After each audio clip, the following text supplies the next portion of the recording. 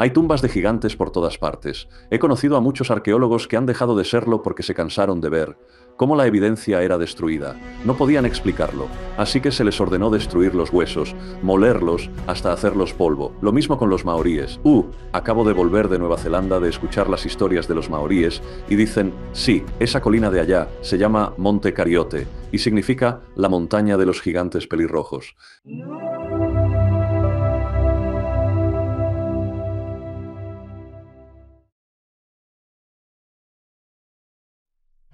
Bienvenido al programa Freddy Silva. ¿Qué tal? Bastante bien, sí.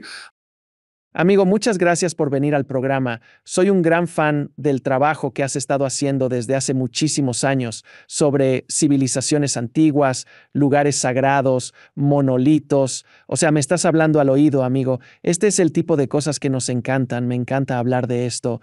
Y no solo hablar de la historia perdida de civilizaciones antiguas, sino cómo se mezcla con la espiritualidad y nuestra evolución espiritual a lo largo de la humanidad. Porque esas dos cosas están muy conectadas, intrínsecamente unidas, especialmente mientras más antiguo y atrás te vas en el tiempo. He sentido que hay mucho más espíritu, la espiritualidad y la conexión con cosas que nosotros, con lo divino. Más bien, en años recientes, solíamos ver como eso es muy fumado. Pero cosas como la meditación, ya sabes, ahora probadas por la ciencia, demuestran que hay algo. Te agradezco que hayas venido, amigo. Gracias. Oh, es un placer. Siempre es bueno hablar de cosas es bueno hablar sucio. Como mencionaste, en un restaurante, cuando la mesera se acerca y dice, ¿le interesa un postre? Le digo, háblame sucio. Y Exacto. a veces funciona y a veces llaman a la policía. Pensarán que soy un pervertido o algo así. Es muy extraño. Dependiendo de en qué parte del planeta estés, algunas personas no tienen sentido del humor. Exacto. Y con suerte, doble postre gratis. Es genial. Exacto. Dependiendo del restaurante y de la mesera o el Claro. mesero, como dicen por ahí. Así que mi primera pregunta para ti es, escribiste un libro sobre las civilizaciones previas al diluvio, que es uno de mis temas favoritos porque, digo, todos hemos oído de la Atlántida, hemos oído de Lemuria, Mu, esas son las tres más famosas que yo conozco, pero tú lo abordas de una manera diferente. ¿Cómo los relatos indígenas, con su sabiduría ancestral, informan nuestro entendimiento de las civilizaciones previas al diluvio? Bueno, eso me interesó porque gran parte de nuestra historia viene de un trasfondo académico que piensa que su versión es la única versión de la historia. Me gusta escuchar la historia de la gente cuyos ancestros realmente estuvieron ahí y casi nunca tenemos la oportunidad de preguntarles. Así que el proyecto fue ir por ahí en mis viajes, averiguar y recopilar de la gente las impresiones de sus ancestros y sus historias. Y en lugares como Sudamérica, en el lago Titicaca, a 13.000 pies, masticando hoja de coca y tratando de mantener oxígeno en la sangre para no desmayarte. Es totalmente legal, por cierto. Y Sí. estoy hablando con los aymaras. Solo quedan unos 9.000 aymaras. Es una cultura en desaparición. Resulta que son uno de los pueblos más antiguos del planeta. Tienen un idioma que parece diseñado por computadora, no desarrollado orgánicamente. Como tú y yo, en 1 millón de años pasamos de a me da una hamburguesa con queso, papas y catsup aparte. Se desarrolla por necesidad, pero el aymara simplemente se desarrolla e inmediatamente. Tiene la misma sintaxis que una computadora puede entender. Así que, cuando empiezan a hablarme de este tipo de cosas, quiero escuchar qué estaba pasando, en su historia, y dijeron, bueno, gracias por preguntarnos, porque nadie lo hace. Y empezaron a hablar de estos lugares de los que vinieron originalmente durante un diluvio global, cuando montañas de fuego cayeron del cielo y golpearon la tierra, justo donde no quieres que caigan, que es el océano, y creó estos enormes maremotos. Y están hablando de cómo se mudaron al lago Titicaca, junto con un grupo de dioses llamados los Haihuaypanti, y les dije, bueno, ¿eso significa algo en Aymara? Y dijeron, sí, significa gente resplandeciente. Dije, ¿se dan cuenta de que así llamaban los egipcios a los dioses del diluvio en Egipto? Dijeron, eso es una sorpresa, los egipcios estuvieron aquí hace mucho, ahora estás en otra conversación. No oímos de egipcios en Sudamérica a menudo, y dicen, sí, venimos de una tierra llamada, algunos la llaman Muol, otros Lemuria. No, no existe Lemuria, es Muol. Dije, genial. ¿Se dan cuenta de que así llamaban los mayas a esta gran tierra, un continente perdido en medio del Pacífico? Dijeron, ¿y quién diablos son los mayas? ¿De dónde vienen? Cuando escuchas estas historias y ves que corresponden en otras partes del mundo, si contaras la misma historia a los Hopi, por ejemplo, dirían, oh sí, la llamábamos Kashkara. Después de un tiempo, reuní todas estas piezas del rompecabezas y me di cuenta de que no era solo una gran masa de tierra en el Pacífico, sino algo mucho más extenso. Sí, pudo haber estado ahí hace muchísimo tiempo. Hablo de millones de años, pero en los últimos 15.000 años pudo haber habido muchos pedazos de donde toda esta gente vino, y eso empieza a parecer un poco más realista conforme sube el nivel del mar, la tierra cambia y la tectónica de placas entra en juego, las cosas empiezan a romperse. Así que estamos llegando al punto en que entendemos que hay muchas masas de tierra en el Pacífico. Ahí vivían los dioses. Ahí vivían los cazadores recolectores. No había un sentido de que la gente fuera mejor o peor que nadie. No había superioridad racial. Todos se llevaban muy bien. Había respeto mutuo entre las razas. Eso me fascinó de la investigación, ir a la caza del lugar de donde los dioses vinieron originalmente. Y resulta que en el idioma de los aymaras, Muol literalmente significa el árbol del conocimiento. No es en realidad el nombre de un lugar, sino un entendimiento de dónde vino el conocimiento. Los japoneses también tenían la misma historia, un lugar en medio del Pacífico de donde vino toda nuestra historia y los constructores. Lo llamarían Muol, que de nuevo significa el árbol del conocimiento. Así, empezamos a hablar de Lemuria como una tierra, en realidad más como un concepto, un ideal espiritual o un lugar de donde el conocimiento vino de un grupo de gente muy inusual, algo así como nosotros, o como citan en el Pacífico, parecidos a humanos pero no exactamente humanos. Parece que estábamos cómodos con esta gente divina, parecida a dioses, pero como nosotros, solo un poco más altos. Lo más raro, muchos eran rubios y pelirrojos con ojos verdes y azules, lo que suena caucásico. Pero en ese entonces, los caucásicos eran minoría y vivían por donde hoy está el pueblo armenio. De ahí vinieron. Europa estaba bajo el hielo en esa área, por lo que no vivía mucha gente. Fue realmente interesante descubrir que el mundo es mucho más diferente de lo que nos han contado. Creo que hemos estado tan obsesionados con Atlántida, Lemuria o Muol que pensé era una oportunidad de verlo desde un punto de vista diferente y más amplio. Entonces, cuando hablas de estos seres casi humanos, esto suena muy a los Anunnaki. Preguntando en el sentido de que digo, y voy a decir cada cultura, pero cada cultura importante o incluso menor tiene estas historias de este tipo de seres divinos que vinieron y les mostraron tecnología, les trajeron la civilización, les trajeron conocimiento, como que les prepararon el terreno. Y según tengo entendido, los Anunnaki, creo que es sumerio, si no me equivoco. Es el primer ¿Armenio? lugar. Sí, armenio, pero eso es antes. Originalmente vinieron de Armenia y bajaron hacia las fértiles llanuras de Mesopotamia, donde crearon la avanzada cultura sumeria. Cierto, es bastante antiguo y está en sus textos. Siempre me parece fascinante. Sí. La gente dice, son solo mitos, solo historias. Y yo pienso, ¿sabes lo difícil que era escribir en ese entonces? No puedo creer que hubiera un tipo diciendo, tengo esta historia, tengo que contarla, amigo, déjame empezar a cincelar. No creo que así funcionaran las Sí, entonces cosas. aquí tienes un grupo de cazadores recolectores de que son ¿Qué? letrados, escriben historias increíbles. Las dos cosas son incompatibles. Las dos, la lógica es incompatible. O estás fumando algo raro y ya sabías de un lenguaje muy pintoresco y realmente puedes usar verbos, adjetivos y pronombres muy bien, o eres analfabeto. No puedes tener ambas cosas.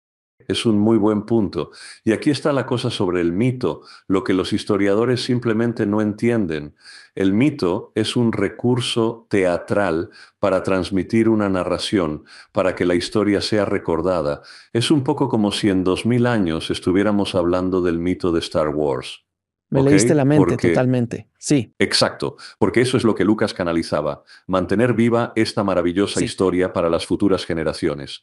Si solo te contara la historia de un chico joven que se sube a una nave espacial y rescata a una princesa al otro lado de la galaxia, dirías, qué genial, pero le falta algo. Y luego te olvidas de ella porque hay muchas otras películas así. Pero una vez que habla de la historia de la redención de Darth Vader, y el hecho de que va de la luz a la oscuridad y es un viaje personal, introspectivo, dices, oh, ahora sí tienes mi atención. Y hemos estado hablando de eso Cierto. desde entonces. Esto es lo que no entienden. El mito era un vehículo maravilloso para mantener estas historias a perpetuidad. Por eso seguimos hablando de ellas hoy. Lo difícil es que el lenguaje a veces es tan obtuso y diferente de hoy que hay que ser paciente con la historia. Hay que ver la alegoría y la metáfora. Una vez que entiendes eso, puedes empezar a entender de qué se tratan todas estas historias. Así que en 10.000 años habrá un mito de un alienígena que cayó del cielo y por el sol amarillo se volvió súper y empezó a correr por el planeta como un superhéroe con capa, salvando gente. Y hay material de archivo que encontramos en una cueva en alguna parte, en esta cosa llamada, bueno, no sabemos cómo se llama, pero es como una película, es una película. Y le pusimos luz y pudimos ver imágenes porque se conservó en una mina de sal que había sido olvidada por 10.000 años. Eso sería realmente genial. Acabas de cambiar la historia. ¿Estás diciendo que Superman no es real? Ay, Digo yo, no. digo, bueno, digo, Voy a Santa necesitar Claus. terapia ya. Pero la gente podría argumentar, oh, son solo Sí, mitos. Pero para nosotros era mucho más fácil escribir una historia de lo que era sí, entonces. Y tienes exacto. razón, en ese entonces esos mitos, esas historias eran como dijo George Lucas, la esencia y el fundamento de la cultura. Claro. Y se mantuvieron y siguieron avanzando. Así que volviendo a la era previa al diluvio, porque hay tantas, digo, se nos ha dicho que la humanidad ha existido por 6.000, tal vez 8.000 años, si te pones muy aventado y, dijimos cazadores, recolectores. Mucho. Esta es la forma. Esta es la forma técnica de decirlo, Freddy. Éramos cazadores, recolectores, bla, bla, bla. Llegó Egipto, bla, bla, bla. Llegaron los griegos, bla, bla, bla. Estamos aquí. Y eso es básicamente lo que nos gusta y como que la tecnología creció y ya está. Pero la evidencia arqueológica ahora está arrojando tanta luz que esa es una línea de tiempo incorrecta. Y la academia convencional simplemente está teniendo, así como toda academia convencional y cada faceta de la humanidad tendrá problemas con su propio dogma, con su propia historia que han tenido desde la física a las matemáticas, a todo, desde siempre. Así que ahora, este concepto del Dryas reciente, el que causó el gran diluvio, que Atlántida existió por esa época, ahora hay Göbekli Tepe, que ha existido desde entonces. Me encantaría saber qué piensas sobre la línea de tiempo que nos crearon o nos contaron en la escuela. También que las pirámides fueron construidas por esclavos, cargando rocas por una colina de arena. Veo eso. Vi las imágenes en mi libro de texto de estos pobres esclavos empujando, ya sabes, 30, 40, 50 toneladas. Sí, deshagámonos Es de una las locura. rocas. Sí. Deshagámonos de las Ay, rocas. Dios. Hacer Dios mío, fue pirámide. increíble. Así que me encantaría saber tu opinión sobre la línea de tiempo que nos han dado. Y basándote en tu investigación, ¿cuál es una línea de tiempo más precisa basada en las historias que has escuchado de los indígenas y tu investigación en general? Esa es una pregunta larga. A ver, bueno, es curioso y tienes razón. A la academia le cuesta siglos, de verdad, cambiar la historia. Hace 100 años, por ejemplo, se negaban rotundamente a aceptar nuevas ideas, a pesar de la evidencia que se presentaba. Luego, alguien que llegaba con evidencia que contradice lo establecido es inmediatamente desacreditado y marginado. Y 50 años después, finalmente le dan la razón. Pero, por supuesto, la academia se apropia del crédito. Hoy en día, como investigadores independientes, nos enfrentamos exactamente al mismo problema. No hay nada nuevo bajo el sol. La tecnología ahora alcanza al mito, lo que antes parecía imposible. Si miras las tradiciones Hopi sobre las últimas 3 eras de hielo, bien registradas y detalladas en su mito, si miras los textos de construcción en las paredes del templo de Edfu en Egipto, con sus intrincados detalles, si miras la cultura tamil y los los Vedas, textos sagrados que se remontan a 15.000 años. Si solo prestas atención al texto y lees los ciclos de 4.000 años que le tomó a cada academia escribir y preservar esa información. Una vez que recopilas esto, te das cuenta de que los ancestros sobrevivieron a 3 cataclismos. Sabemos que hubo 3 eras de hielo: Dryas joven, reciente y antiguo. Así que, básicamente, cuando empiezas a ver la descripción de cómo cayó cada mundo, y estamos bastante bien, estamos bastante seguros ahora de que el comienzo del Dryas reciente fue definitivamente causado por impactos de meteoritos, porque encontramos nanodiamantes esparcidos por todo el mundo. Y la única forma de obtener nanodiamantes es tener un calor muy alto, un impacto muy alto, una estructura meteórica que golpee la Tierra. Encontramos los cráteres, encontramos los sitios de impacto, desde Carolina del Norte hasta Carolina del Sur. Hay más de 1.000 cráteres. Y de hecho tienes la dirección de donde vinieron los meteoritos. Todavía están ahí hasta el día de hoy. En un día soleado, volando sobre Carolina del Norte, prácticamente puedes ver lo que llaman las bahías de Carolina. Sabemos que estos eventos ocurrieron. Una vez que ves que estas historias fueron escritas por personas cuyos ancestros sobrevivieron a estos cataclismos, y miras la información que obtenemos de arqueología, historia, climatología, oceanografía, y las superpones, te das cuenta de que sí, hubo 3 períodos en los que el mundo cambió muy diferente a como se ve ahora. A eso agregas que cuando los egipcios le contaban a Solón, un historiador griego de vacaciones en Sais, un sacerdote dijo: «Ustedes los griegos son demasiado jóvenes, esperen a tener tanto tiempo como nosotros. Hemos visto el sol cambiar de posición en el cielo 4 veces. Lo hemos visto salir por donde ahora se pone y ponerse por donde ahora sale. Y en un momento experimentamos que la Tierra estaba al revés. No me refiero a un cambio de polos. Algo grande golpeó la Tierra y la Tierra se volteó. Entonces, y por supuesto, él lleva esa historia de vuelta a Grecia, y en 2 generaciones un tipo llamado Platón dice: «Oye, esa sería una gran idea para una historia». La cosa es que los egipcios le dieron una fecha específica del 9600 a.C. como el día del final de la última edad de hielo y el gran cataclismo. Te vas a Yucatán, que está lleno de lenguaje egipcio, por cierto. Y de hecho hay varias imágenes en Uxmal, y creo que es Oxkintok. Hay un sacerdote egipcio que está de visita desde Egipto, tiene el tocado y todo.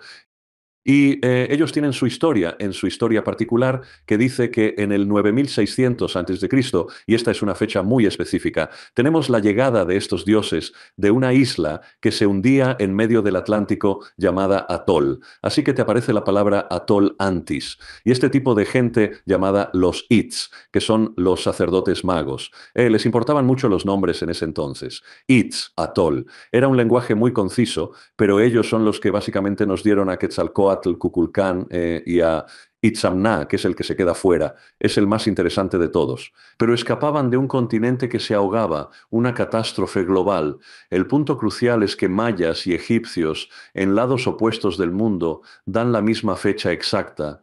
Esto no pudo inventarse, pues se supone que ambas culturas no compartían información ni tenían contacto alguno. Así que sí creo que la historia es mucho, mucho más transparente ahora, con la superposición de, ya sabes, la evidencia contundente sobre la evidencia mítica. Las dos empiezan a coincidir. ¿Qué tan atrás se remonta? Nadie lo sabe realmente, porque si te vas a los Vedas de la India, empiezan a hablar de cosas que duran 400.000 años. Ahora tienes un problema aquí porque no queda absolutamente nada de evidencia para respaldar eso. Y tienes que decir, quizás sucedió porque si hablamos del 400.000 aquí y hablamos de gente de las cavernas, no tenían lenguaje, hasta donde sabemos. Nunca habrían sido capaces de escribir cosas tan extraordinarias sobre naves Vimana volando por el cielo para aniquilar una ciudad entera y volver fatigados el mismo día. Simplemente no es factible. Esta gente no habría tenido la imaginación, y lo único que tiene sentido es que la gente que existía formó una civilización paralela, y justo cuando la edad de hielo llega a su fin, hace 11.000 años, su civilización ya está de salida, y los cazadores-recolectores están en la cuerda floja. Así que esto es lo que pasaba, según mi investigación. Esta historia de civilización perdida está perdida porque ya estaba en las últimas para cuando nuestros ancestros retoman la historia. Ellos ya van de salida, y nosotros somos la siguiente civilización en ascenso, y nos enseñaron todos los elementos de la civilización. Y hasta ahí he llegado en 25 años de investigación, solo escarbando en lenguas y gente extraña, viendo lo que los arqueólogos tienen que decir y vinculando ambas cosas, y está empezando a tener sentido. Por lo que puedo entender, esto me suena bastante similar a lo que el yogi Yukteswar mencionó en su obra La ciencia sagrada, específicamente sobre los ciclos yuga, un ciclo de 20, creo que 24.000 o 28, 26.000 años más o menos. 26.000. Son 26 si no me equivoco. Correcto, y empiezas básicamente iluminado, como la conciencia de la humanidad está iluminada, luego empezamos a ir hacia abajo, hacia abajo, hacia abajo, hasta que llegamos al punto más bajo, que él argumentaba que fue la Edad Oscura. Y luego desde ahí empezamos a subir de nuevo. Así que actualmente estamos en una tendencia ascendente, de ahí que la tecnología crezca tan rápido como, o sea, no es increíble en los últimos 100 años cuánta más tecnología tenemos en los últimos 100 años que en los últimos 100.000 Exacto. años según la línea de tiempo. Eso es bastante de locos. O sea, Sí, y Terence McKenna se dio cuenta de eso en los 80, sobre el salto repentino a un nuevo nivel de orden que ocurre casi cada mes, y lo predijo hace 40 años, así que no está muy lejos de la realidad. Estamos obteniendo nueva evidencia, nueva información e ideas que surgen casi a instantáneamente. todo. No puedes seguirle el ritmo. No, no puedes. Y solo con la IA, lo que la IA está haciendo es que todos los días, cada 2 días, sale algo nuevo. O sea, se está moviendo tan rápido desde que apareció el Internet de forma masiva hasta donde estamos ahora. O sea, eso fue a finales de los 90. Así que estamos hablando de 25, 30 años tal vez de algo como serio, porque recuerdo cuando apareció el Internet y empecé a usarlo con los discos de AOL y ya sabes, todas esas cosas de antes, para que tuvieras tu forma gratuita de conectarte a Internet. Sí, han pasado 30 años y si lo piensas bien, eso no es absolutamente nada. Sí, Mira soy dónde una estamos. representación de IA del verdadero Freddy Silva, por cierto. Él se fue de compras. Así es. Es real. De hecho, estoy en la Riviera Francesa mientras hablamos ahora mismo. Pero bueno, está Nos bien, no reímos, pasa nada. pero nos reímos y pasará. Está pasando. Llegaremos a ese punto en los próximos 10 o 15 años. La tecnología será así de buena, pero es realmente notable lo rápido que han cambiado las cosas. Y también creo, y me encantaría saber qué piensas, es que los historiadores siempre ven el pasado a través del lente de la tecnología que tenemos hoy. Entonces dicen, bueno, si no tenían celulares, si no tenían internet, deben haber sido primitivos, pero nunca toman en cuenta, y me encantaría saber qué es lo que has encontrado. Las tecnologías que ellos en el pasado, nuestros ancestros pudieron haber tenido, que estaban mucho más allá de lo que tenemos, pero de una manera diferente. Otro mejor entendimiento del magnetismo, un mejor entendimiento de la gravitación, la fuerza de la Sí. gravedad, el entendimiento de cómo realmente trabajar la Tierra de una manera que trabaje con la Tierra y no violando la Tierra como lo hacemos hoy. Y tuve una conversación el otro día con olvidé su nombre, es un arqueólogo o investigador que propuso el concepto de la pirámide de Giza como una central eléctrica. Y Christopher Dunn. Christopher Dunn, sí, gracias. Tuve a Christopher en el programa, hablando con él en ese episodio, en esa conversación. Digo, ¿no es increíble que nuestra tecnología crezca exponencialmente, pero aún quemamos carbón para la electricidad que la hace funcionar? Toda la tecnología se mueve a la velocidad de la luz, pero la creación de energía, la base de todo, es bárbara y primitiva. Todavía Sí. hablamos de finales de los 1800. Quemamos leña, esencialmente, solo un nivel más alto. Es bastante milagroso lo que pasa. Me encantaría saber qué piensas. Todo es relativo, ¿no? Sí. Antes siempre se decía que los dioses se diferenciaban de los humanos por su control y entendimiento total de las leyes naturales, y eso los hacía dioses. No es una fuerza invisible en un trono celestial. Un Dios es una persona real que dice, quiero entender todo sobre el agua. El agua es muy interesante. Quiero saber qué pasa al congelarse, al hervir, la diferencia entre sus estados y qué podemos hacer con ese elemento vital en ambos extremos de la escala. Al entender cómo funciona el agua en todas sus formas y propiedades, te conviertes en un Dios.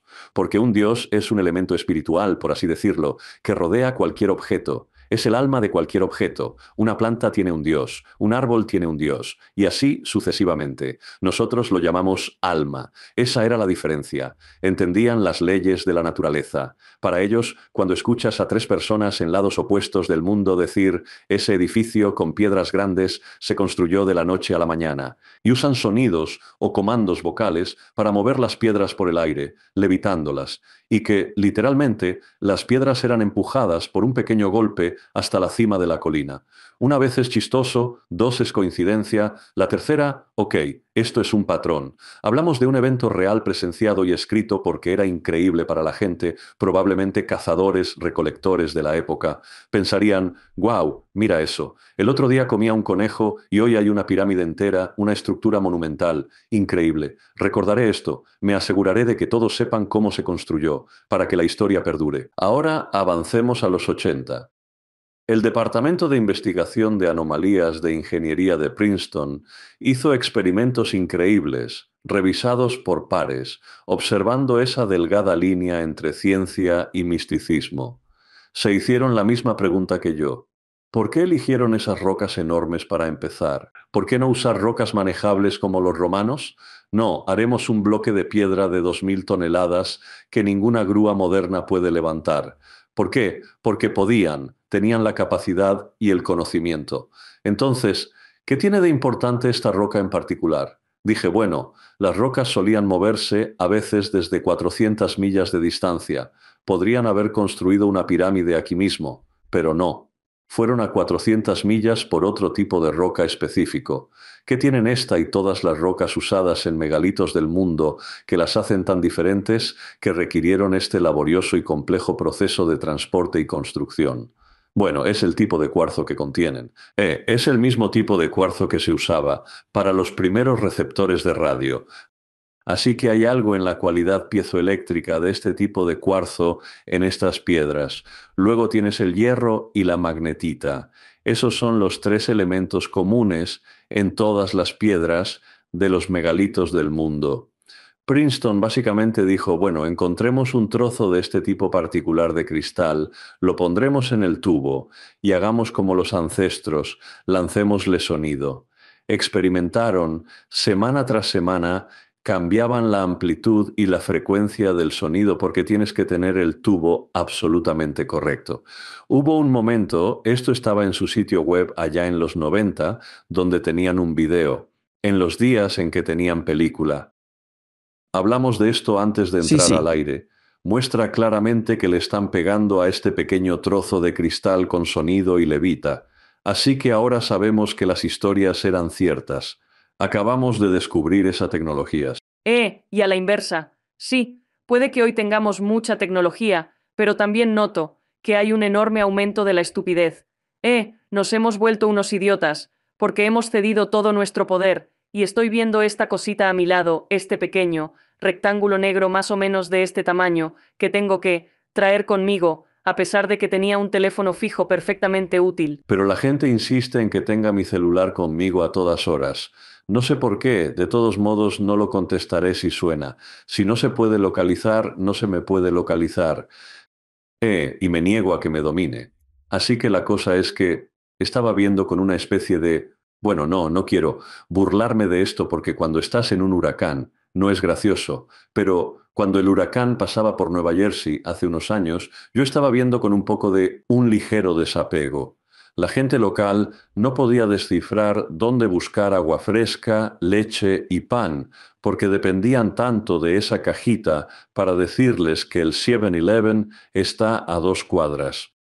Su memoria ha sido completamente borrada, mientras que, ya sabes, yo, que por esa razón no me presto para eso. Sé que cuando se va la luz aquí en Portland, Maine, lo cual es bastante regular cuando hay grandes tormentas de invierno, y la gente, todo el pueblo desaparece para esto, a sus segundas casas en el campo, lo cual es un poco irónico porque no tienen electricidad allá. Soy la única persona aquí que tiene velas encendidas en su sala.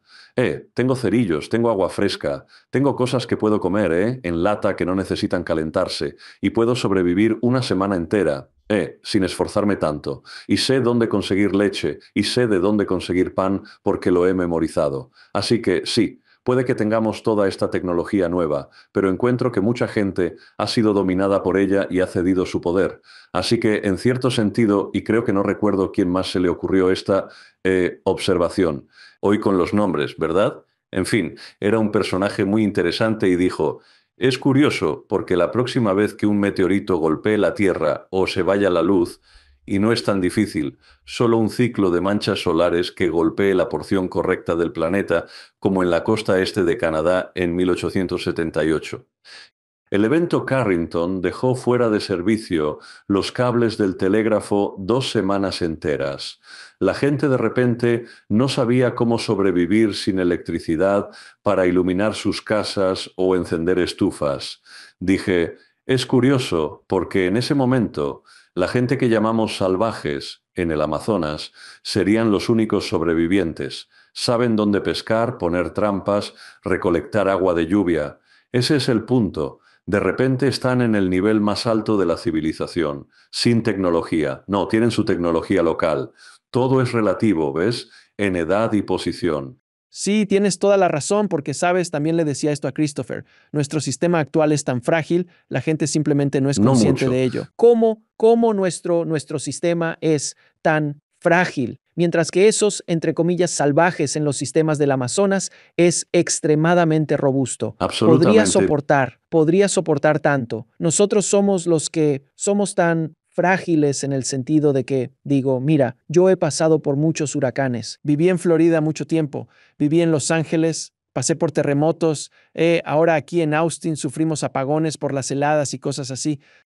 Sabes, me di cuenta. Yo recuerdo mirar alrededor de mi casa y pensé, esto es una tumba. Aparte de solo quitarme la nieve de encima, se ha vuelto inútil para mí sin electricidad. Es como una caja vacía que no hace nada. Es como si básicamente se hubiera convertido en una hielera. Y yo estaba como, Exacto. wow, esto es fascinante. Así que si eso pasara, si un cataclismo global como la película El día después de mañana o algo similar, donde toda la tecnología y energía desaparecen por completo, si eso aniquilara el planeta o la tecnología moderna, las civilizaciones modernas, estas tribus ancestrales volverían a estar en la cima de la cadena alimenticia, como en los viejos tiempos. Absolutamente. Y tú o yo nos arrastraremos. Desde donde sea que hayamos sobrevivido, entraremos a una de estas tribus y diremos, oigan, tengo algunas cosas de qué hablarles. Y tú y yo trataríamos de recordar todo lo que pudiéramos sobre la tecnología que nos beneficiaría allí. Y luego nos sentaríamos alrededor de la fogata y contaríamos historias de esta cajita negra. Solían Exacto. tener toda la información del mundo. Esto como cineasta, como narrador, esa trama no es tan descabellada. Sí. Ya ha pasado antes. Podría decirse que podría volver a pasar. Espero que Bueno, no. mira. Estamos arriba. Estamos en la parte ascendente de ese ciclo yuga, así que espero que aguantemos unos años más. ¿Sabes? Unos cientos de años más sería genial. ¿Qué va a pasar con el cometa 476? Júpiter se encargará de eso, no te preocupes. Pero conozco al buen Júpiter, ¿no? Para mí todo es Asegúrate de dejar tu exacto. comentario. Oh, gracias, Júpiter. Pero esta parte es cierta. Tenemos el talón de Aquiles más grande en la historia de la humanidad. Se va la electricidad y de repente millones, miles de millones de personas no sabrán qué hacer. Y aquí está la peor parte. Acabo de pensar en esto. Los autos eléctricos están en auge. ¿Dónde vas a poner un auto eléctrico nuevo? No puedes escapar de los zombies que vienen a quitarte tu pescado enlatado de la despensa. Asumiendo, por supuesto, que olvidaste conseguir un abrelatas, porque sin eso no puedes comerte el pescado. Así que no, creo que estamos literalmente dirigiéndonos hacia y esto es lo curioso y para volver a las civilizaciones antiguas. Hay una paradoja interesante aquí. Cuando terminaba la última sección de las tierras perdidas, me topé con un muro donde las cosas se ponen oscuras. Yo no hago cosas oscuras. Me gusta dejar a mis lectores con esperanza, algo que puedan aferrar y decir, oye, ¿sabes qué? En realidad tenemos el control si queremos. Recuerdo estar sentado no lejos de una playa en Nueva Zelanda, batallando con este escenario de cómo cerrar un libro. Y pienso, sabes, es gracioso e irónico que hace 12.000 años, justo al terminar la era de hielo, los dioses decían, oigan, vienen meteoritos hacia acá y tenemos un planeta invadido por gigantes cubiertos de pelo rojo, que están comiendo humanos por diversión y enseñando a los humanos algunas cosas realmente estúpidas. Y hay un momento maravilloso si miras el libro original de Enoch, que por cierto no es su nombre real. Su nombre real es Emer or Anu. Así que el escritor del libro de Enoch es uno de los Anunnaki, una de las personas buenas. No se oye la palabra buenos y Anunnaki en la misma frase muy a menudo. Voy a ponerlo ahí porque realmente creo, habiendo leído el texto original, que en realidad ellos, sin ellos no estaríamos teniendo esta conversación ahora mismo. Ellos en realidad, como no estamos en Radio Nacional, nos salvaron de la extinción. Dijeron, los gigantes pelirrojos, descendencia bastarda de los Nefilim, hijos de Orión, invaden el planeta. Les advertimos que no debían aparearse con humanas, pero lo hicieron. Era evidente que no funcionaría, con dos ADNs tan distintos en juego. Dieron a luz a seres desquiciados que se reproducían sin control, como conejos, y los humanos, literalmente, desaparecían de la cadena alimenticia. Hay un momento verdaderamente agonizante al leer esta historia, sintiéndote como una mosca en la pared, observando todo. Y dicen, ¿saben qué? Vamos a tener que arrasar la tierra, vamos a tener que asegurarnos de que esas rocas que pasarán por el cielo en 200 años golpeen la tierra en puntos específicos, que arrasen con todo. Algunos de nosotros vamos a tener que quedarnos para ayudar a los humanos sobrevivientes a reconstruir sus vidas, y ahí es donde de repente los humanos, después del diluvio, descubrimos la civilización.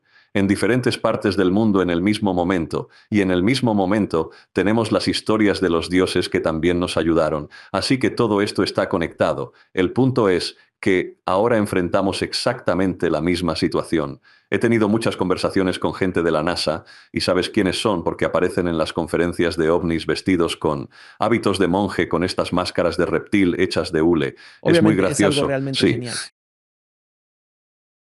Y estamos teniendo, alguien tomó una fotografía de eso, de nosotros teniendo una conversación en una conferencia de ovnis. Parece una interacción normal de todos los días donde me veo muy serio, como si realmente estuviera escuchando lo que dicen, pero tienes a dos reptiles hablándome y haciendo esto con las manos, y están hablando de física hiperdimensional. Y eso, pero se ve tan ordinaria toda la fotografía y todo el punto de la conversación era, nos encanta oír estas historias sobre las que escribes porque nuestros ancestros nos están diciendo que exactamente, ahora estamos a medio ciclo, de donde ocurrió la última catástrofe. Ok, ya hemos hablado de esto antes. Es un ciclo de 26.000 años, estamos a la mitad del ciclo. Enfrentamos el mismo escenario de fin de la civilización porque entre 2032 y 2038, la NASA dice que hay una en 10 probabilidades de que nos golpeen los mismos trozos de roca que vinieron hace 12.000 años porque es un bucle, da vueltas en un bucle muy, muy largo y cruza el sistema solar y la llamamos la lluvia de meteoros táuridas. Sucede cada noviembre. Y estaba platicando con Robert Schoch sobre esto, el geólogo, que también le sabe mucho a los ciclos solares, y me dijo, sabes, es curioso que hemos tenido 13 situaciones casi de fin del mundo desde el gran diluvio, la mayoría relacionadas con llamaradas solares. Pero a veces también están esos grandes trozos, la lluvia de meteoros táuridas, la Tierra está en el lugar y momento equivocados cada noviembre, y los trozos grandes están por volver. Ahora, hemos evolucionado o involucionado, según el punto de vista, en estas bestias tecnológicas. Tenemos luz, tenemos los celulares, tenemos la computadora y los autos eléctricos y somos muy listos. Pero ahora estamos en el punto en que enfrentamos el mismo escenario de extinción. Y me pregunto si hay una lección aquí, que es en lo que los yugas hacen mucho hincapié, sobre las lecciones del fin de los ciclos y el hecho de que pasamos por estas cosas por varias muy, muy buenas razones. Siempre habrá sobrevivientes, siempre estaremos en una espiral ascendente, esto no es nada nuevo. Y simplemente Creo que estamos en este momento en el que nos enfrentamos al mismo problema. Esta vez creo que tenemos los medios para salir. Esa será la gran lección. No dependeremos de dioses o hombrecitos verdes para que nos salven. Esta vez, nuestra tecnología será clave para descifrar cómo evitar esos grandes trozos. Reflexionaba sobre esto en una playa de Nueva Zelanda, como suele ocurrir con las grandes ideas. Pensé, hemos realizado tantos experimentos con la intención. Ahora podemos mapear y utilizar la intención para adaptar y modificar el comportamiento de las máquinas. El Departamento de Investigación de Anomalías de Princeton le otorgó gran relevancia. Realizaron un experimento revisado por pares donde 20 personas en una sala lograron cambiar el ritmo computarizado de un tambor, simplemente pensando y transmitiendo la idea a la máquina, forzándola a una alteración. Eso es enorme, que podamos interactuar con algo que es invisible, pero que ahora es medible con una máquina. Si podemos hacer eso, y luego, si lo llevas al siguiente paso lógico, que es el movimiento de meditación trascendental, que en ocasiones viene a Estados Unidos, aparecen en Chicago y eso, como en el oeste de Chicago, el centro de Washington y otros lugares nefastos que tienen la peor tasa de criminalidad en el verano. De nuevo, un grupo de monjes. Intención enfocada cambia criminalidad. Lo lograron. Experimentos. Bueno, un matemático se involucra y dice, es curioso, solo se necesita el 1% de la población local pensando en lo mismo. En otras palabras, inició un experimento de intención controlada para alterar el entorno local. Si nos enfrentamos a la destrucción por grandes rocas y esperamos que los dioses nos rescaten, no lo harán, pues es parte de nuestra evolución resolverlo solos. Solo el 1% de la población terrestre basta para alejar esas rocas esta vez. Así que hace 12.000 años las rocas eran atraídas hacia nosotros. Ahora vamos a tener la oportunidad de alejarlas. No estoy diciendo que esto es lo que va a pasar. Este es un escenario potencial que tenemos encima ahora mismo. Tenemos tiempo para pensar en esto. Y los mayas también hablaron de esto porque dijeron, todo el mundo está enfocado en el 2012 como el fin del mundo y todos ponen los ojos en blanco. Dije, no, ese fue el punto medio. Nadie ha leído bien la historia. Hay una ventana de 60 años para evaluar dónde estamos, mirar alrededor y decir, se vienen grandes cambios. El punto medio es 2012. Después, los siguientes 30 años, la ventana se cierra y las cosas se vuelven más dramáticas. Los cambios en la Tierra caerán. La sociedad será blanco y negro. Habrá discrepancia entre la gente con argumentos en áreas grises. Estamos muy enfocados en los opuestos ahora, en política, en todo. Es difícil tener una discusión con alguien en estos días, y eso encaja perfectamente con el final del ciclo de la muerte, que es en el 2042, convenientemente 4 años después de que este evento haya tenido lugar. Así que, como ya han predicho que habrá otro ciclo después de este, creo que estaremos bien. Pero nos gusta llevarlo justo hasta el último minuto, ¿sabes? Los humanos son muy buenos para llegar justo al límite y decir, creo que me comeré otro sándwich de jamón antes de que caiga el meteorito. Yo creo que me comeré solo la mitad del sándwich y con eso terminaré. En eso estaba trabajando cuando se me ocurrió esta especie de... ¿qué está pasando en términos del panorama general? Y de nuevo, no digo que eso es lo que va a pasar, pero ese es el escenario probable y hay un potencial para un final muy feliz. Mencionaste algo sobre los gigantes, algo que no he escuchado o investigado mucho. Los gigantes que aparentemente caminaron sobre la tierra en cierto punto y, sabes, está en la tradición y en el mito, pero me encantaría escuchar tus ideas, lo que encontraste sobre estos gigantes pelirrojos, porque he oído cosas sobre eso con la Atlántida. He oído de un híbrido, niños híbridos. He oído un montón de cosas diferentes en mis viajes. Me encantaría escuchar lo que tú encontraste. Están en todas las culturas. Y de nuevo, Sí, el Pacífico está lleno de estas historias. ¿No pensarías que es un punto clave o semillero de tradición de gigantes y leyes de civilizaciones antiguas? Porque casi no queda tierra. Pero ese es el punto. Un físico ruso dijo que al final de la Edad de Hielo, el Pacífico perdió más tierra que cualquier otro lugar. Todo lo demás fue afectado, pero al Pacífico le fue peor que a cualquier otro. El primer europeo en finalmente aparecer en el Pacífico en el siglo XVI es un navegante portugués llamado Pedro de Quirós.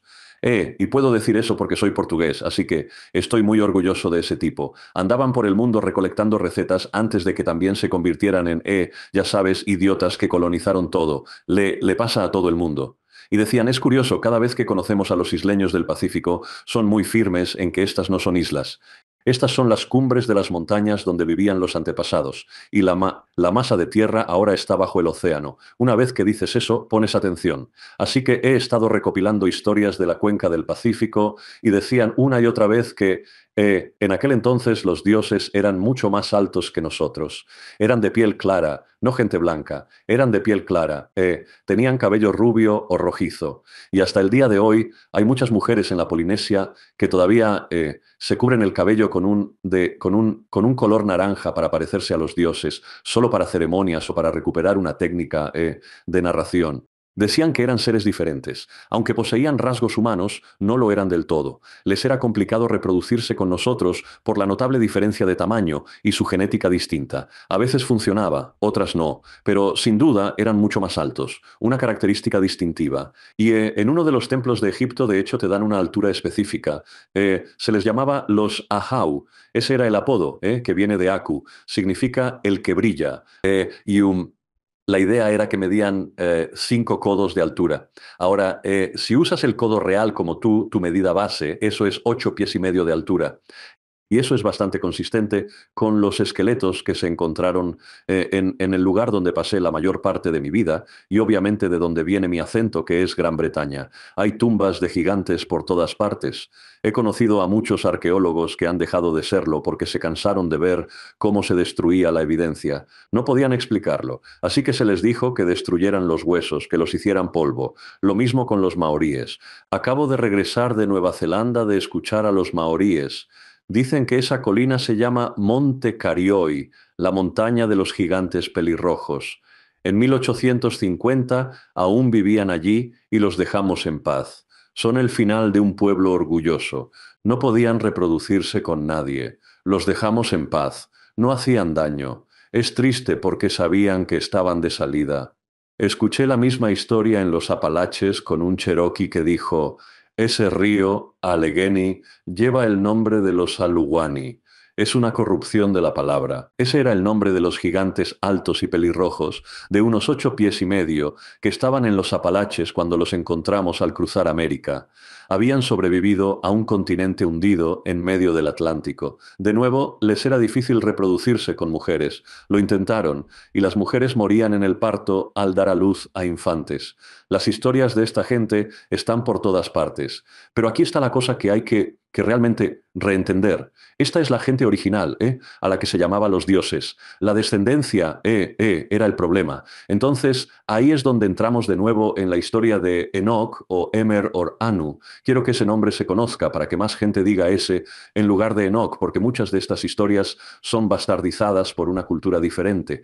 Entonces, él está escribiendo sobre lo que estaba ocurriendo entre los señores de Anu y los vigilantes, que básicamente eran los intermediarios entre los señores de Anu y los seres humanos, porque no querían juntarse con los humanos.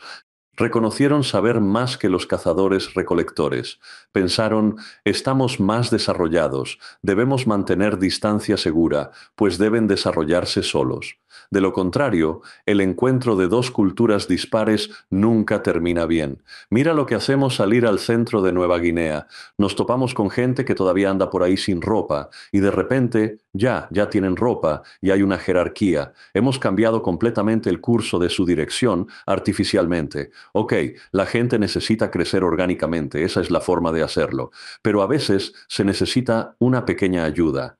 Así que los señores de Anu decían, miren, vigilantes, bajen a las llanuras y díganle a fulano de tal que si junta las 2 hebras de trigo, puede obtener un tipo de grano que es comestible. Si lo mueles entre 2 piedras, puedes hacer harina y por supuesto pan. Y luego regresen a la cima. Eso pasó por mucho tiempo. Solo se juntaban con nosotros cuando de verdad tenían que hacerlo, en situaciones extremas. Pero hubo, por razones que no conocemos, porque el libro está incompleto, un pequeño grupo de vigilantes que siempre se llevan la historia, siempre se llevan la atención. Un pequeño grupo de los vigilantes que decidió juntarse con mujeres humanas. y dieron a luz a los Nefilim, los hijos de Orión, y ahí es donde comienza el problema. Verás, esta gente no estaba bien adaptada, y luego ellos tuvieron otra serie de descendientes. Ellos son el verdadero problema. Así que esta es la gente realmente alta y grande, de más de 8 pies y medio de altura. Todavía vivían en las Islas Salomón, en la Segunda Guerra Mundial, porque el personal de servicio del ejército estadounidense nos topamos con ellos y dijeron: no dormimos con un revólver bajo la almohada por los japoneses. Es por los gigantes cubiertos de pelo rojo que parecían yetis o, ya sabes, algo así. ¿Cómo se llama? Un pie grande, Sí, Sasquatch. Sasquatch. Sasquatch, que probablemente es lo que sea, en realidad. Cuando los ves dices: voy a dormir con un revólver por la noche. No porque nos amenazaran, ellos obviamente querían mantener su distancia, y andan por las montañas. Y a veces eran muy serviciales. Uno de nuestros jeeps se caía y se salía de un camino, y luego regresábamos colina abajo. Conseguíamos un camión para sacar el jeep de la zanja, y alguien ya había sacado el jeep de la zanja, lo había puesto de nuevo en el camino, apuntando cuesta abajo, como diciendo: ¿pueden simplemente regresar por donde vinieron y dejarnos en paz? Así que eran muy respetuosos, y nosotros los respetábamos. Pero aún así, cuando ves a un tipo que mide 10 pies de altura, cubierto de pelo rojo, no te arriesgas. Así que, de nuevo, ves esto en todo el mundo. Había dos, así que en realidad hay tres cosas pasando aquí. Tienes a los cazadores-recolectores humanos, tienes esta civilización paralela de muy altos dioses con piel clara y cabello rojo y rubio. Y luego tienes un híbrido de humanos y gente parecida a dioses cuyo ADN simplemente no resultó muy bien y estaban completamente locos. Ellos son el problema en todas estas historias. Realmente no eran los mejores amigos de la humanidad. Pero de nuevo, para llevarse toda la atención, lo cual es triste porque exprime la historia y lo que nos intenta vender. Eso es increíble. Bueno, gracias por ilustrarme sobre los gigantes, porque he oído de ellos, pero nunca había profundizado en el tema. En los Ahora, una Apalaches, cosa que, ya lo sé, ¿no es cierto? ve a Virginia Occidental. Es la herramienta secreta. Está allí. Mis amigos estadounidenses creen que fumo algo raro cuando digo que Virginia es de las partes más interesantes del país. Me miran como: ¿Virginia Occidental? Les digo: sí, ve a ver los montículos o los montículos gigantes y lo que los cherokees preservan allí.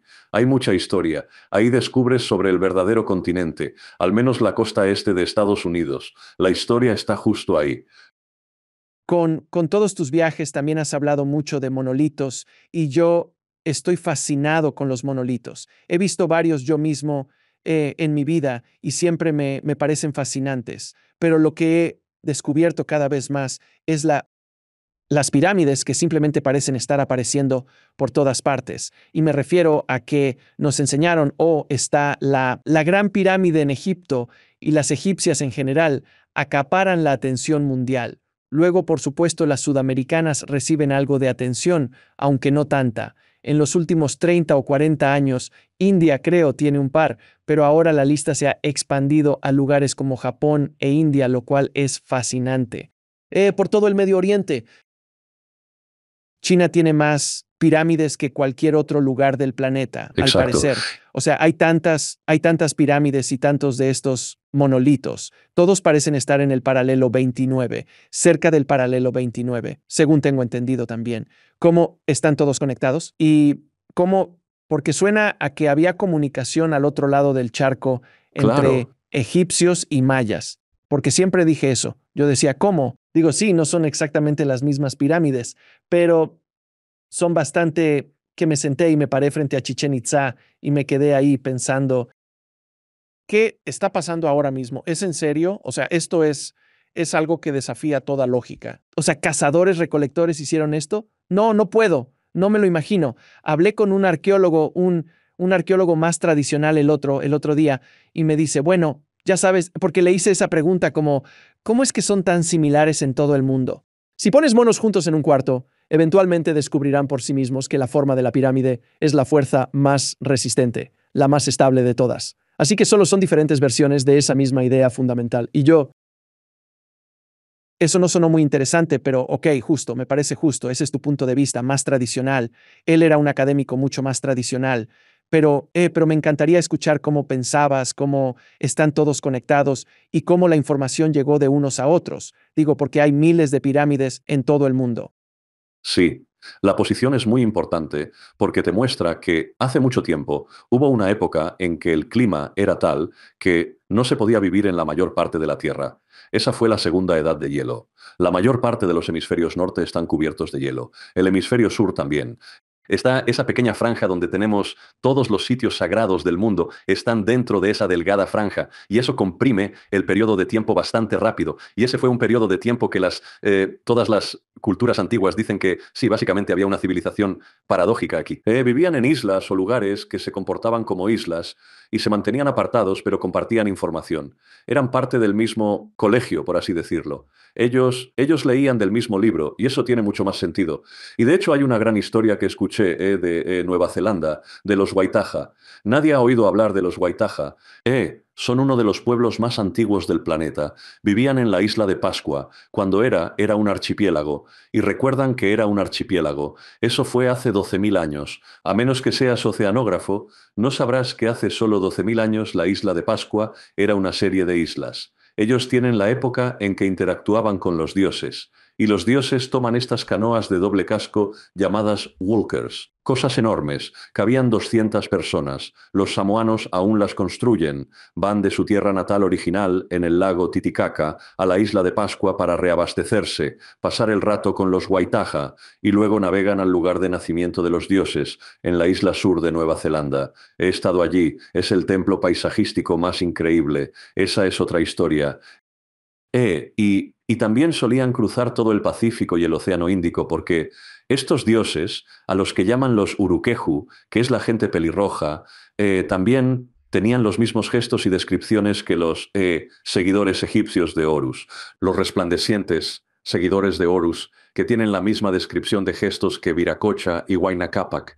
Así que es la misma gente, pero pero han sido llamados con diferentes nombres en todo el mundo. Y eso es lo único que conecta a estas historias. Todos estaban tomando prestado del mismo manual. Ahora, hay variaciones sobre el tema, porque una cosa que mucha gente no sabe es que cuando estás viendo una pirámide como Chichén Itzá, estás viendo 4 pirámides diferentes porque la pirámide sigue creciendo. Sí. Empieza, y esto es lo que me gusta de los mayas. Construyeron estas enormes estructuras sobre enormes agujeros en el suelo llamados cenotes. Esos son los hoyos que dejaron los meteoritos. Básicamente acabaron con los dinosaurios. Todos los ríos en Yucatán son subterráneos, lo cual es maravilloso. En un lugar caluroso, el agua no se evapora y siempre está filtrada por la caliza. Puedes beberla de cualquier cenote. Tienen estos grandes hoyos naturales y ponen una pirámide justo encima de ellos. Y básicamente es un lugar muy ceremonial. Así que, básicamente, para entrar en la pirámide, no hay una puerta exterior como tal. Tienes que viajar en una especie de canoa bajo tierra a través de un río y entrar en el vientre de la madre tierra y luego pasar por un cordón umbilical hacia la corteza central de la pirámide. Haces tu trabajo ahí dentro y apareces en la cima, en la plataforma. Las escaleras son para bajar, no para subir. Y he escuchado esto de muchos de los ancianos mayas que saben mucho más sobre esto que yo. Y decían, si lo piensas detenidamente, la madre tierra, el mundo intermedio, la cámara interna y el falo. Es decir, lo masculino y lo femenino. Y tú, el intermediario entre ambos. Estos son lugares de iniciación, integración, aprendizaje y según su forma y posición, cumplen también otras funciones. Una parte fundamental de esta tecnología ancestral es la acupuntura terrestre.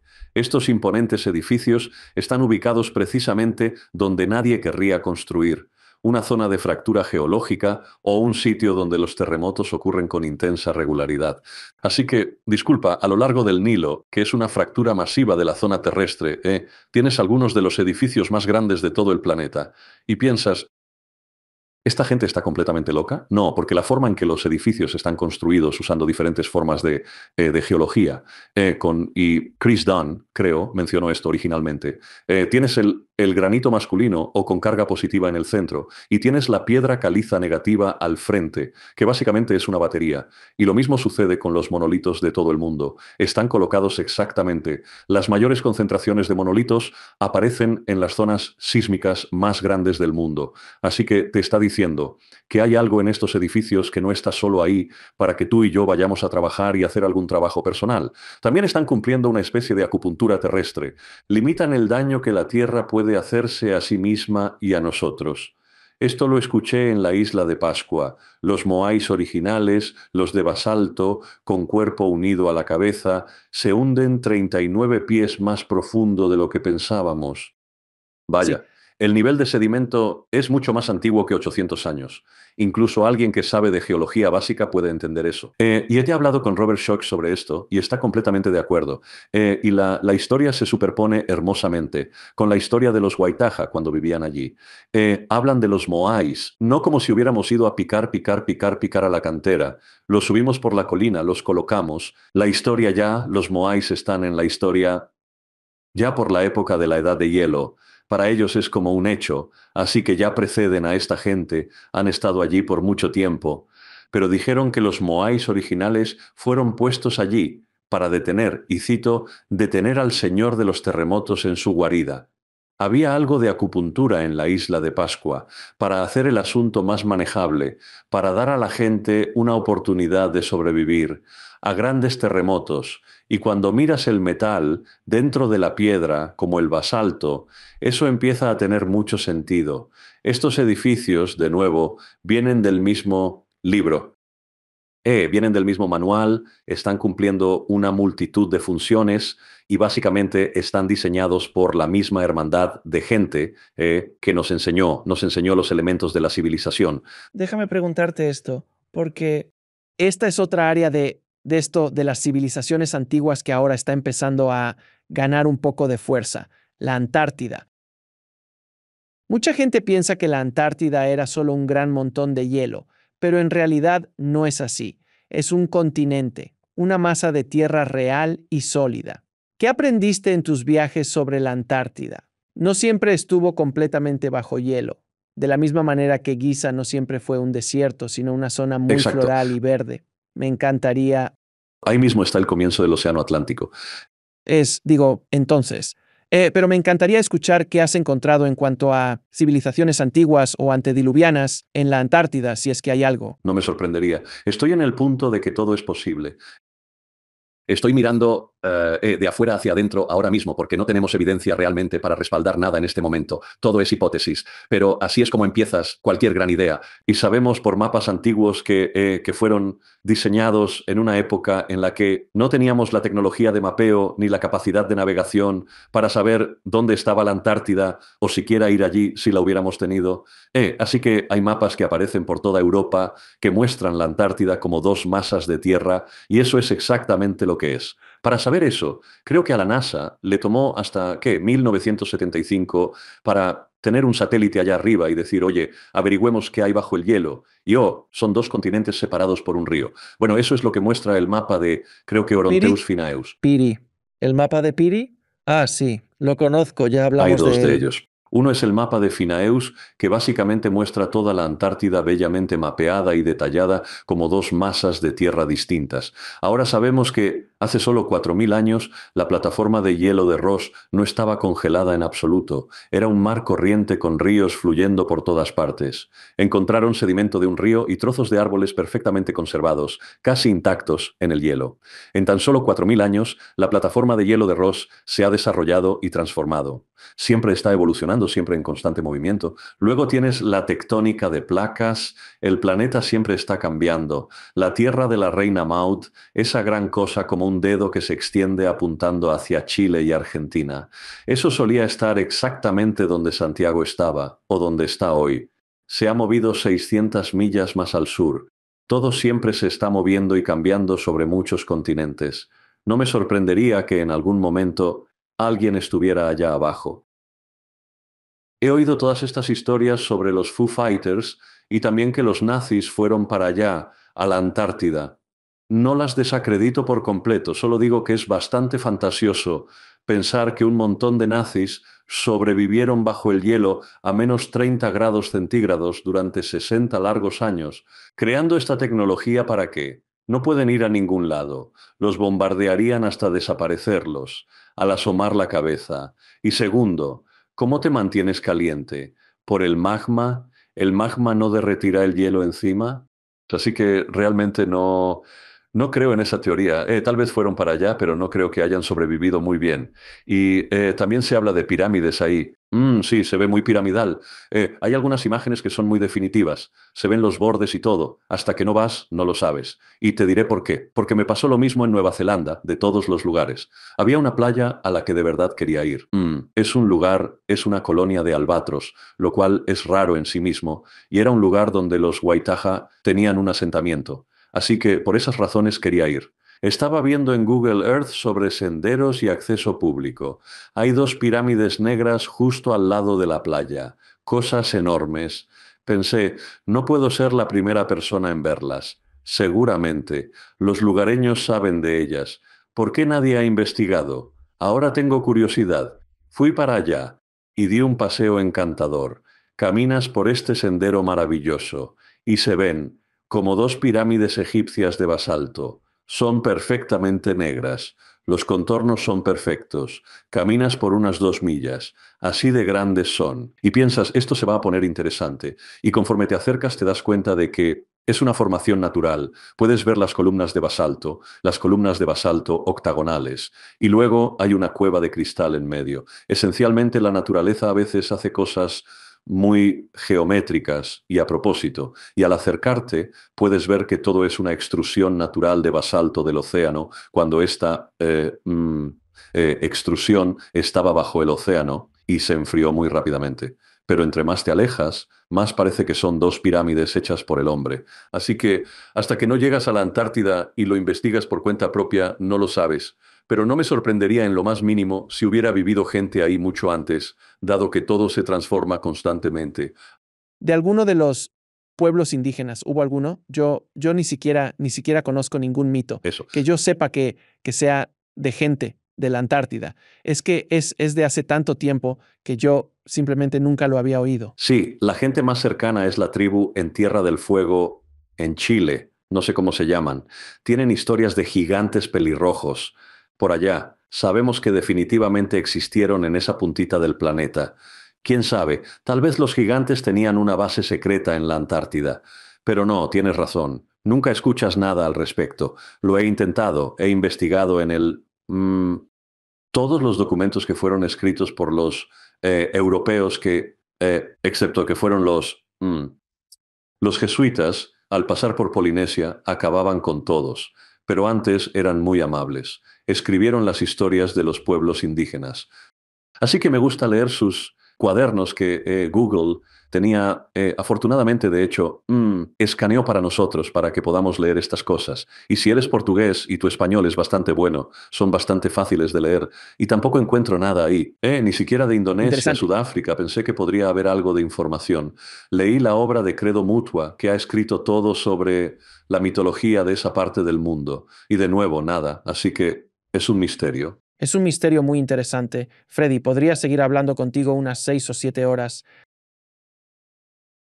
Y yo también, la verdad. El jet lag ya me está pegando. Exacto. O sea, es que definitivamente tienes que volver porque no hemos ni empezado a hablar de un montón de otras cosas de las que quería hablar contigo.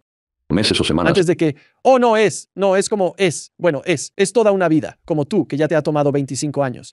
Es toda una vida para revisar todo esto. Apenas estoy rascando la superficie, amigo. De verdad que Sí. apenas estoy rascando la superficie. Cada vez que escribo un libro, pienso que sé muchísimo. Y luego me encuentro con otra cosa y digo, no sé absolutamente nada. O sea, eso es bueno. Significa que cuando mi contador me pregunta cuándo me retiraré, le digo, cuando me muera. Hay tantas cosas interesantes que investigar. Tienes que tomarte tu tiempo para investigar a fondo, hacer referencias cruzadas con calma. La gente se ríe y me dice, ¿sabes qué? Es como esperar un álbum de Boston para que saques un libro. Les digo, sí, una investigación adecuada toma su tiempo. No puedes sacar un libro cada 6 meses. No puedes trabajar tan rápido, a menos que contrates asistentes. Y luego tienes que asegurarte de poner los puntos sobre las íes, revisando cada detalle. Toma tiempo. Obtener la información, tomar distancia y tener una gran perspectiva de ello. Ahora solo requiere mucho esfuerzo, así que... Pero Te estoy diré una mejorando. cosa muy importante. Tengo más de 440, casi 500 horas de entrevistas grabadas solo en este programa. Son verdaderas clases magistrales sobre todos estos temas, y justo cuando pensaba para mí mismo, ya lo he oído todo. Llega alguien como tú y siembras una semillita sobre algo que acabas de decir. Y yo, civilizaciones paralelas. Oh Dios, los gigantes rojos. Jesús, tengo que investigar eso. Justo cuando Sí. crees que has oído un poco. No, no, no. La isla de Pascua era un archipiélago. Oh, no, qué lío. Porque ahora tengo que investigar eso de los mapas. O ahora tengo que ir a ver los mapas. O sea, es que nunca, nunca y nunca se acaba. Pero te agradezco que hayas Es venido divertido. al programa. Te voy a hacer algunas preguntas que le hago a todos mis invitados. ¿Cuál es tu definición de vivir una vida plena? Supongo que si aprendes a entender o incluso a descubrir el propósito de tu alma en esta vida y eres capaz de cumplirlo, creo que probablemente eso es. ¿Lo estoy haciendo? Supongo que sí. O sea, pasé la mayor parte de mi vida en el mundo comercial como director creativo. Odié cada minuto. Bueno, no, me divertí, pero no me gustaba lo que hacía porque no sentía que contribuyera a la sociedad de manera significativa. Gané mucho dinero, pero sí, simplemente no es importante. Quería ser músico de rock. No me fue muy bien, la verdad, porque sabía que no tenía ese talento especial que sabes que necesitas poseer para ser verdaderamente diferente a todos los demás y sobresalir. No puedes ser Claro, claro. simplemente un Jimi Hendrix o un Tony Iommi o tus guitarristas favoritos. Hay algo diferente en Claro, claro. ti. Fui lo suficientemente listo para entender que podía defenderme, pero no lo suficientemente bueno para vivir de ello. Ahora hago exactamente lo que hago. Es difícil, es solitario. Sería bueno compartir mis aventuras con alguien especial, pero esa es otra historia. Pero sí, no, creo que sí. Sabes quién eres como alma, no como cerebro o como este tipo en esta cosa, pero sí puedes entender quién eres como alma y sabes que lo que estás haciendo es el camino correcto y eres feliz haciéndolo. A pesar de los desafíos, creo que te está yendo bastante bien. Eh, Así que creo que estoy como a un 60 o 70% de lograrlo. Ya sabes. Pues sí, mejor que la mayoría, amigo. Ahora sí. Supongo.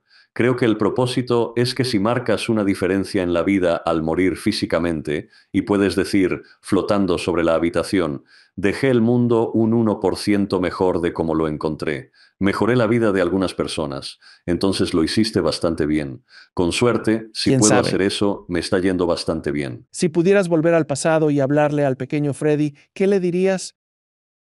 Asegúrate de que nunca se te caiga el pelo. Sigue con las clases de guitarra y que se jodan todos los que te dicen que no eres bueno y que deberías irte. Deberías estar trabajando en un banco o ser arquitecto. Es lo que mis padres querían. Y yo dije, serías miserable por 10 años porque no tienes ni puta idea de lo que haces. Estás tratando de llenar un vacío en tu vida, pagar Claro. cuentas, pero no sabes qué quieres porque tu pasión está aquí y tu alma no. Sigue tu pasión. Porque cuando mueras podrás decir, puede que me haya partido la madre una o dos veces, pero al menos lo hice y no me arrepiento de nada. Ese sería mi consejo para mi yo más joven. Simplemente sal y hazlo. Qué bonito. Ahora, Sé dime, amable ¿cómo con es que tú todos. defines, sí, cómo definirías a Dios o a esta energía que es la fuente de todo para ti? Dios, tuyo, el poste de luz, el celular, todo es Dios. Dios es esencialmente esta paradoja creativa donde crea todo, sabiéndolo todo, pero la paradoja es que no sabe nada, así que nos envía a todos nosotros a explorar en su nombre para informarle lo que creó. Si le encuentras sentido, avísame, me duele la cabeza, estamos aquí, somos expresiones de esa deidad, expresándola en su nombre, informando lo que te dice que A la hagas. deidad misma. Y alguien me dijo hace poco, tuvimos esta loca plática mientras tomábamos unas copas en un pub en Nueva Zelanda. Se nota que acabo de estar ahí, por eso hablo tanto. Dicho eso, Dios, ya sabes, creo que Dios simplemente estaba aburrido. Creo que ese es el secreto de la vida. Dios simplemente estaba aburrido. Simplemente dijo, ¿sabes qué? Lo sé todo. ¿Qué más puedo hacer? Estoy aburrido. Y crea todo de la nada, pero aún así tenía que saberlo todo para crear lo que creó. Estoy pensando, necesito otra cerveza, me dolió la cabeza. Ya me duele la cabeza. ¿Cuál es el propósito último de la vida? Ay, Dios mío, otra vez no. En términos muy generales, sé cuál es el propósito. Pertenezco a un grupo de canalización en Inglaterra con acceso a información muy interesante y valiosa. Nuestra intrépida líder también trabaja con la policía, resolviendo el 99.9% de los crímenes. Sabemos que su información es muy buena, porque actuamos en base a ella y obtenemos resultados. Hay cosas que no puedo contarte por lo que hacemos tras bambalinas, lo que llamamos terrorismo espiritual. Andamos arreglando Sí. cosas tras bambalinas. Eso es lo nuestro. Tuve la oportunidad de preguntar a gente de muy alto nivel durante una sesión, ¿de qué se trata todo esto? La respuesta, tener una experiencia. Y toda la sala se quedó, ¿qué? Sí, estás teniendo una experiencia. Entonces, si una vez que termino con esta experiencia y vuelvo a la fuente, ¿qué pasa? Bueno, tienes otra experiencia y luego ¿qué pasa? Y otra más. ¿Han tenido muchas experiencias? Tuvimos tantas que ya no necesitamos más. Ahora guiamos a almas jóvenes como tú en tu experiencia. Sabemos lo difícil que es. Un día estarás en nuestra posición dando consejos porque has tenido tantas experiencias, ya tienes la camiseta y no necesitas hacer nada más. ¿Ese es el sentido de la vida, tener una experiencia? Sí, Es realmente hermoso. He oído exactamente lo mismo, mi estimado señor. sí. Y a lo que respondieron, no te preocupes, sé feliz. ¿Dónde puede la gente saber más de ti y del increíble trabajo que haces? Oh Dios, que alguien los ayude. Seguro tienen mejores cosas que hacer. Pueden ir a mi sitio web y ver todos los libros, videos y muchos artículos. Tendrán para una semana. Se llama invisibletemple.com. Freddy, ha sido un placer y un honor hablar contigo, amigo. No puedo esperar Gracias, a tenerte Allen. de vuelta. Podríamos hablar mucho más sobre estas cosas. Te lo agradezco, amigo. Gracias de nuevo. Allen, un placer. Es Alex, señor, por cierto. Perdón, Alex. Te perdono, pero solo por ese jet lag de 16 horas que traes. Tengo jet lag de 16 horas. Te lo agradezco, amigo. Estoy en aeropuerto. Gracias por vernos. Haz clic en uno de los videos de abajo para continuar tu viaje y no olvides suscribirte.